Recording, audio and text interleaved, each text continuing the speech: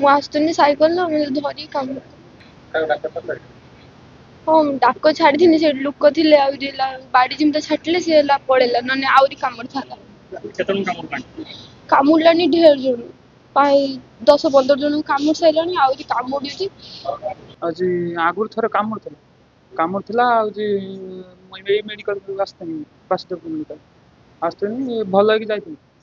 କାମୁଡୁଥିଲା ବୋଲି ଖାଲି ଆମ୍ପୁଡୁଥିଲା ତାପରେ ମୁଁ ଭଲ ଆଜି ହଉଛି ବିଲ ଆଡେ ଯାଇଥିଲି ଆଉ ମାଙ୍କଡ ଆସିଛି ବୋଲି ମୁଁ ଜାଣିନି ଆଉ ପାଣିକି ବିଲ ଗଡିଆ ଆଡିକି ଅନେଇକି ଛିଡା ହେଇଛି ତାର ପଛପଟୁ ଆସିଲା କାମୁଡି ଦେଇକି ପଳେଇଲା ମୁଁ ଅନେଇଲା ବେଳକୁ ମତେ କାମୁଡି ଯାଇସାରିଲାଣି।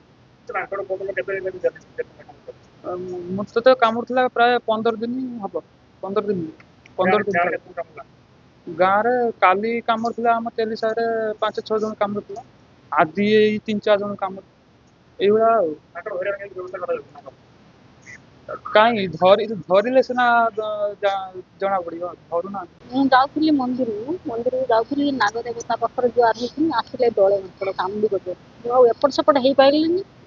ଏଇ ହେବାକୁ ଗାଡି ଆସୁଛି ମୁଁ କଣ କରିବି ମତେ ଆମ ପୁଅ ଝିଅ ଡାକ ମାରୁଛନ୍ତି ଝିଅ ଆମ ପୁଅ ତା ବାପା ଡାକୁଛନ୍ତି। 4-5 ଜଣ ସେମିତି କାମୁଡି ଆଗରୁ ସେଇ 4-5 ଜଣ ଖଣ୍ଡେ ହବ ବି କାମୁଡି ଫରେଷ୍ଟ ବାଲା କାହିଁ ଯାଉଛନ୍ତି କାହିଁ ତ ଯାଉନାହାନ୍ତି।